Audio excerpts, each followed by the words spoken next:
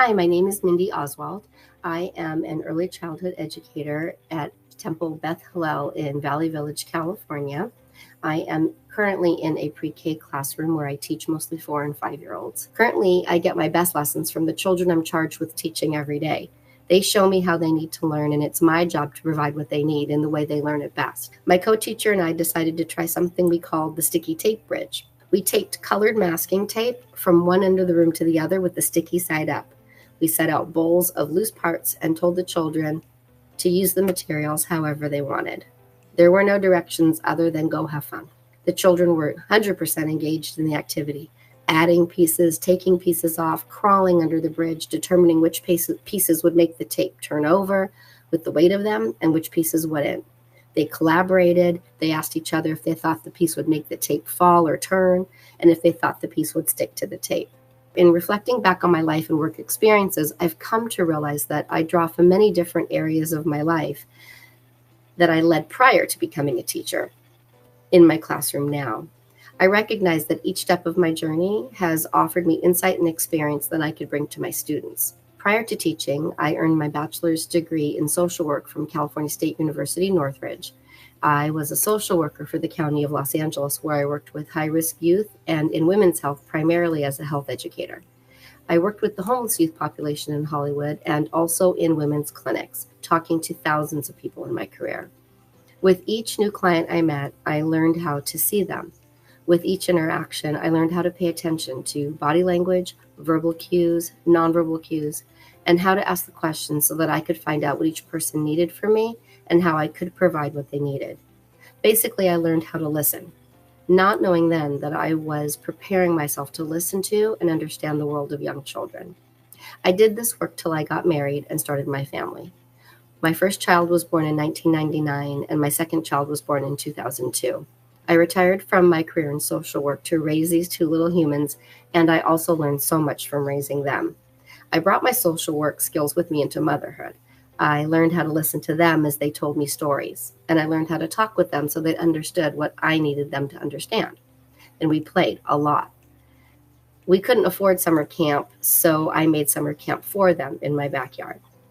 I read books to them every night, and I taught them the things I thought were important to know, not knowing then that each step along the way I was preparing myself to teach other people's young children too. As my children grew and were in high school and middle school, I began to think there was more that I needed to do now that they no longer needed me during the school day.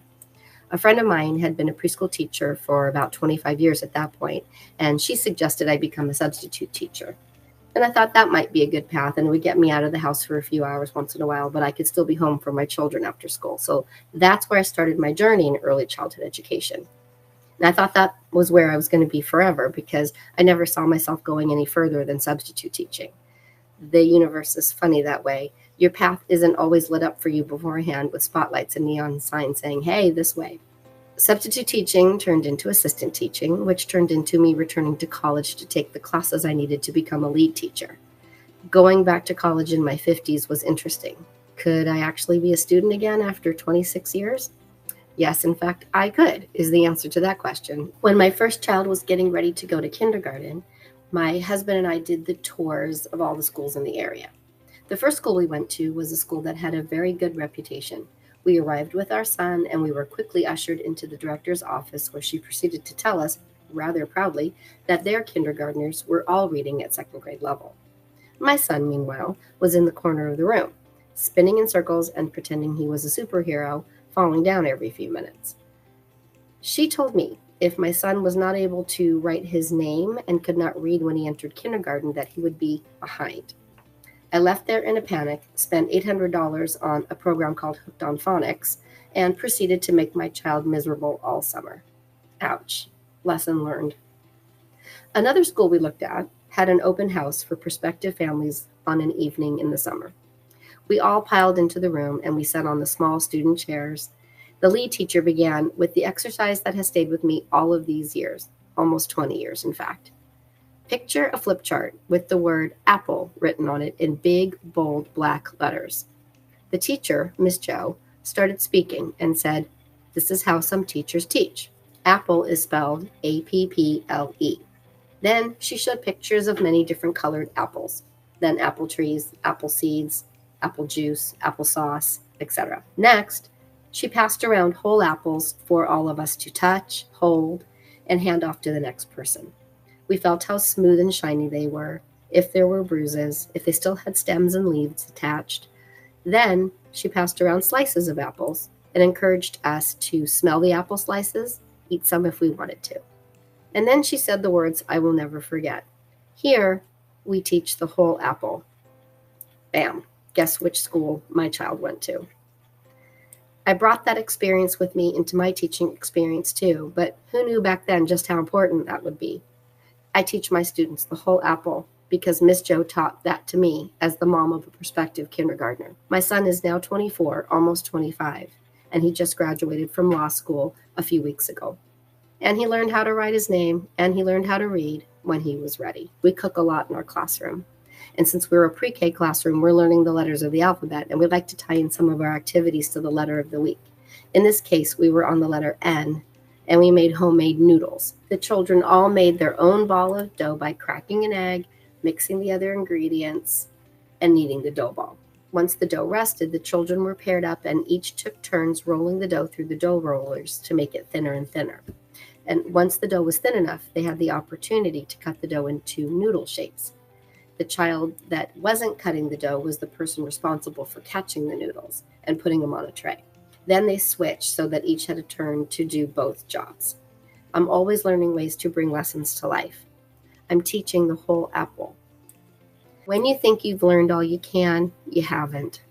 When you think you haven't learned enough, I'll bet you've learned more and know more than you realize. I'm a social worker.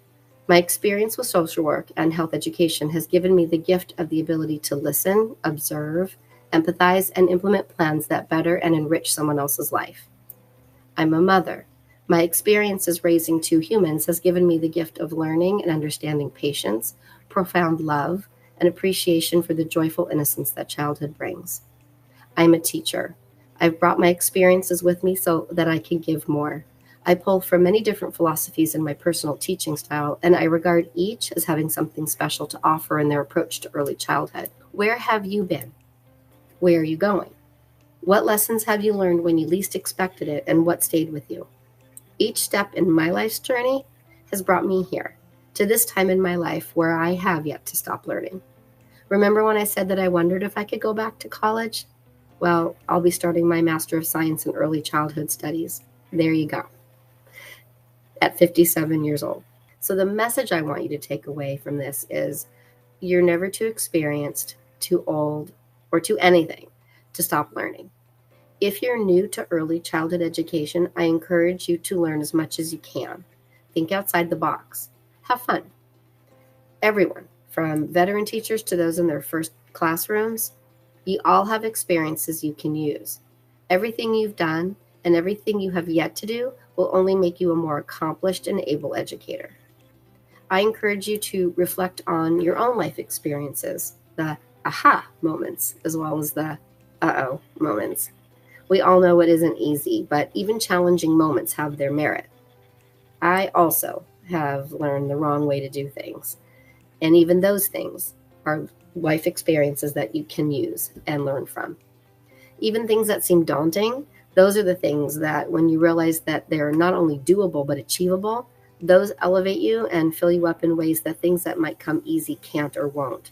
So embrace the challenges, be excited to learn what you can from them. What you learn is worth it.